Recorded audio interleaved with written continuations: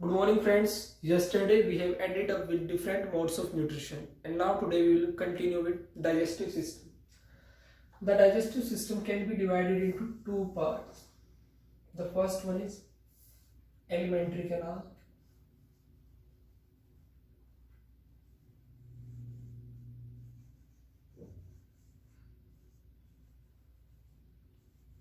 Or we can call it as gut. This is a pipe-like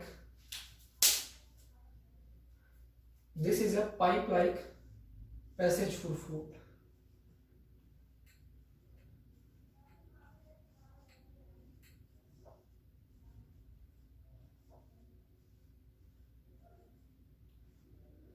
The alimentary canal starts with an opening, slit-like opening, that is our mouth,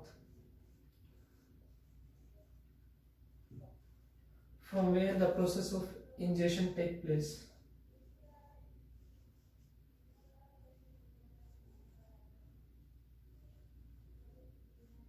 The mouth leads to a cavity called as buccal cavity.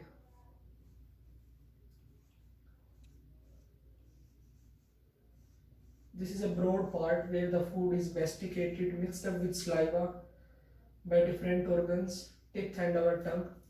Then buccal cavity leads to a common passage for food and air, that is pharynx.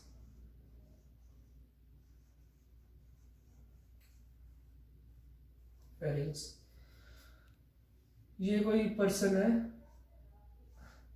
and this is the windpipe behind to which lies the esophagus or food pipe. This is windpipe behind which lies the esophagus.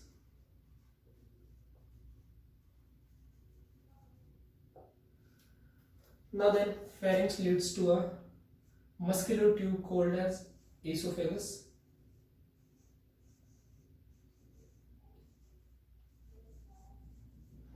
Or we can call it as food pipe.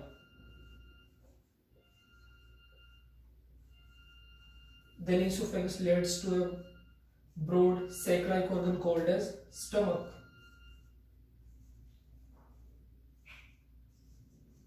Or we call it as gastrine. It's because of this we call all things related to stomach as gastric. Then stomach leads to small intestine.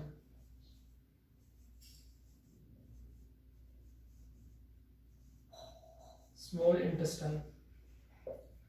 The small intestine is divided into three parts. The first one is duodenum.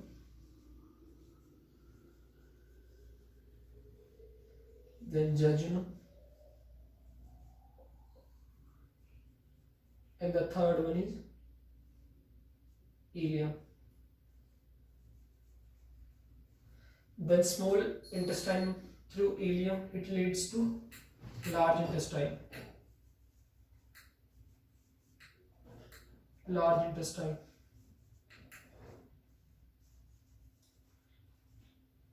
Intestine. It is also have three parts. The first is cecum,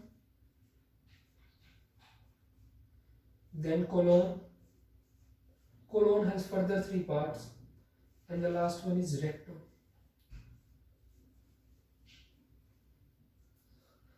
The small intestine is called as small due to its diameter.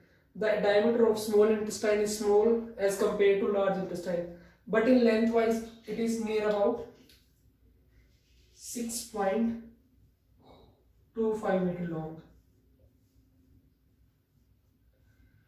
Due to its high length, it is highly coiled in our abdomen, highly coiled structure.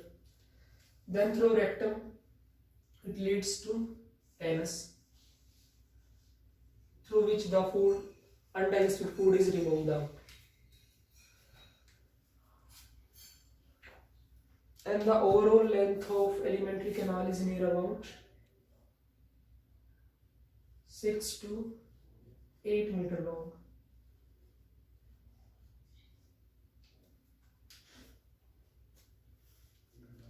Then the digestive system can be divided into the second part, that is digestive glands.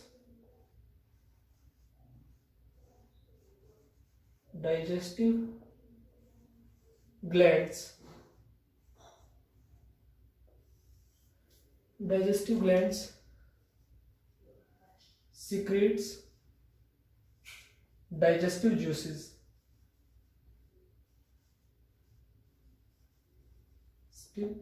Juices. These digestive juices are rich in enzymes. There are two types of gland here. The first one, which are directly associated in the alimentary canal, that is present inside the mucosa. The first one is intestinal glands. Intestinal glands secretes intestinal juice.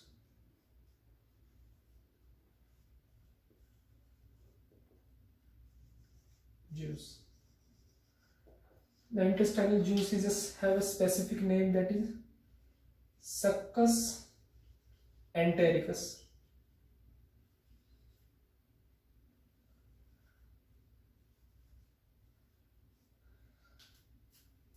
Then the second one is gastric glands.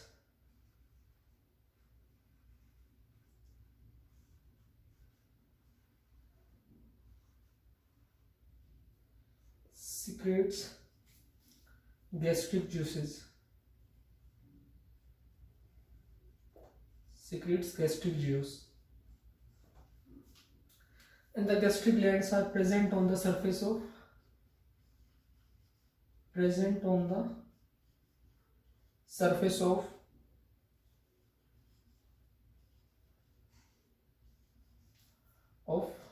gut, that is lies inside the mucosa.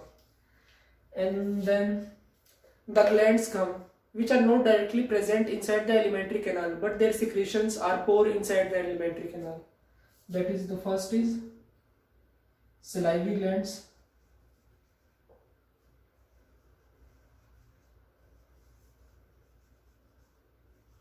Salivary glands secretes saliva.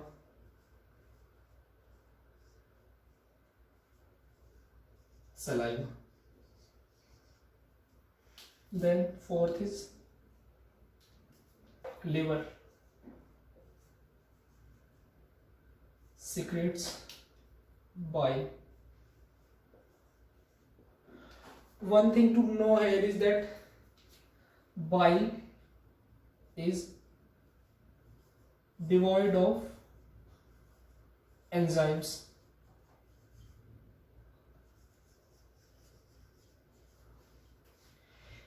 Being devoid of enzymes, it is important because bile is responsible for emulsification of fats.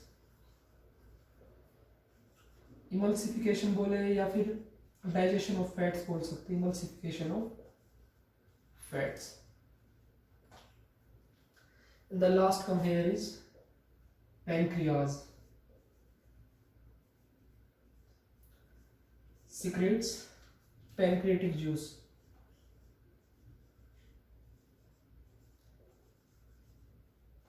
Pancreatic juice.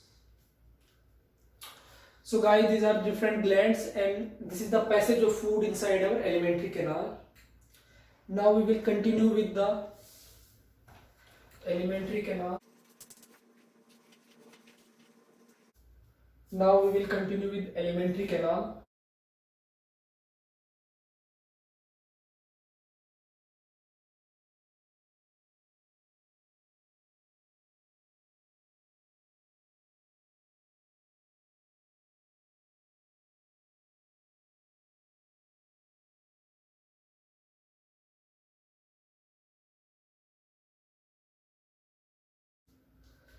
This is the starting of alimentary canal through mouth, the slit-like opening through which the food is ingested.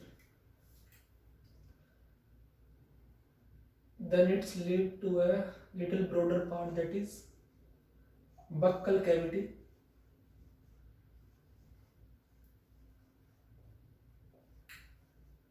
Buccal cavity leads to a common passage for food and air, that is pharynx.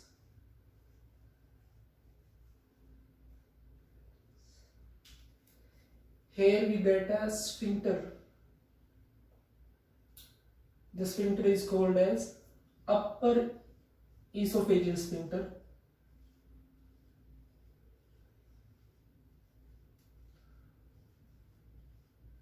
Upper esophageal sphincter. It is a little bit non-functional.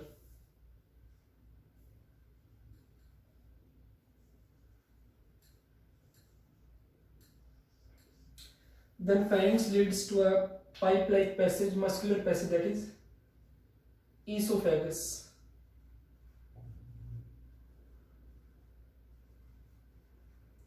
Or we can say as food pipe.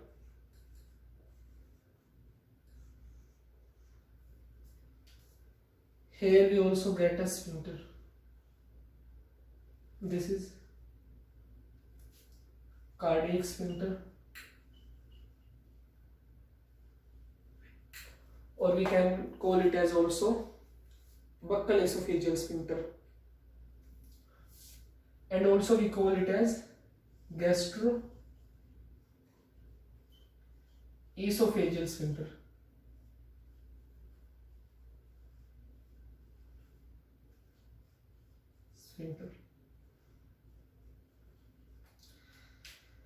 Here regurgitation is possible. Regurgitation is possible. Means ये भी एक इतना मतलब perfect sphincter नहीं बोलेंगे इसको, इसमें से भी फूड एक बार स्टमक में आने के बाद दोबारा से वापस जा सकते हैं. The esophagus leads to a broad organ sac-like structure, that is stomach. Our stomach has 3 parts. This is cardiac,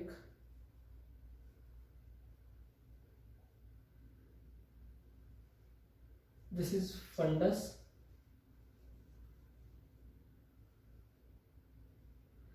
and this is our body of our stomach, and this is pyloric.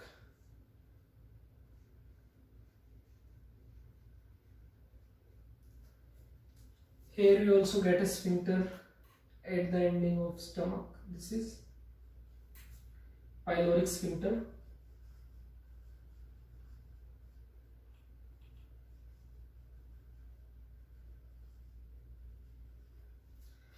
Then stomach leads to small intestine, and this curved part of the small intestine is called as, this is our small intestine.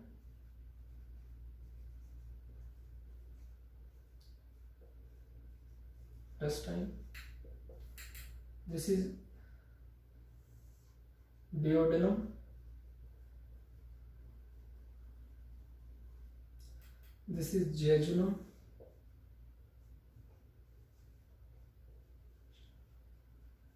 And this is ileum.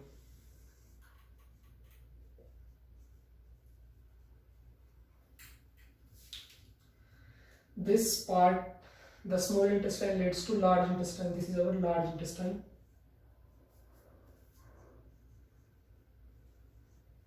Large intestine.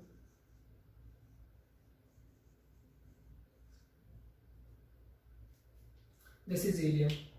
Here we also get a sphincter, that is, this part is the part of large intestine is cecum. This is cecum and this is ileum. So the sphincter is named as cecum iliosphincter. Cecum iliosphincter.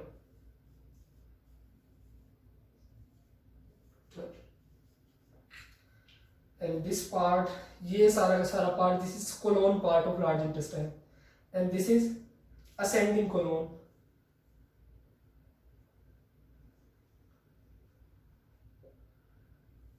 This is ascending colon, this is transverse colon, and this is descending colon. Descending colon, and this is our rectum.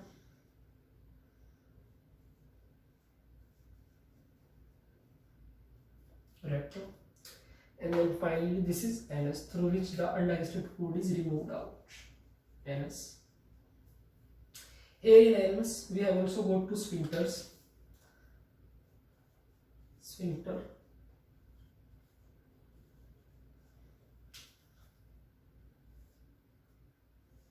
One is internal, it is involuntary.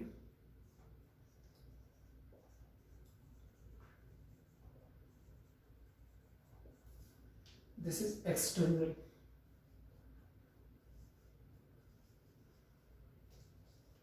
And it is voluntary in nature.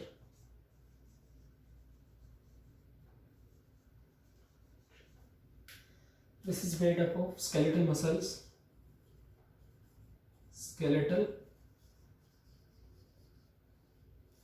muscles, and here smooth muscles.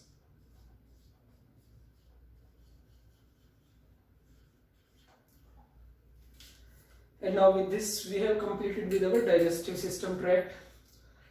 First it is started with the mouth, a slit-like opening that leads to a broad part, that is buccal cavity. Then buccal cavity leads to a common passage for food and air, that is pharynx. Then pharynx leads to a muscular pipe-like organ, that is esophagus, or we call it as food pipe. Then esophagus leads to a broad organ, that is our stomach, sac-like structure. And here we get a sphincter, that is cardiac or gastroesophageal sphincter. Then our stomach has three parts. This is the cardiac part, then this is fundus, and this is the body of our stomach, and the last one is the pyloric. And at the ending of stomach and starting of small intestine we got a sphincter here, that is pyloric sphincter. And one thing I have forgot to mention is that here we got a curve or a flexure. This flexure is called as hepatic flexure. Hepatic flexure. And also here we got a flexure or a curve. This is called as splenic flexure.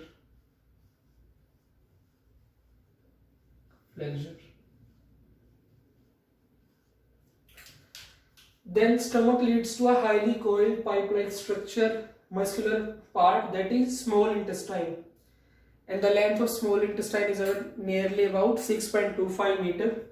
Then small intestine has three parts. The first one is duodenum, then jejunum, and the last ending part is ileum, that is connecting the small intestine to large intestine.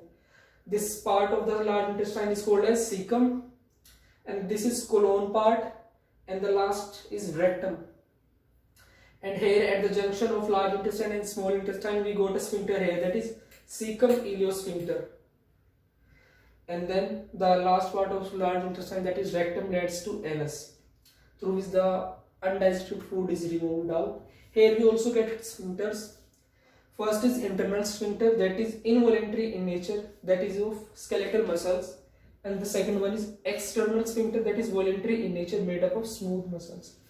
Now with this we have completed with our tract, or we can say digestive tract. Thanks guys for listening me carefully. Now from today we will continue with mouth, and we will discuss each and every part of mouth in detail, that is our tongue and teeth will be discussed tomorrow.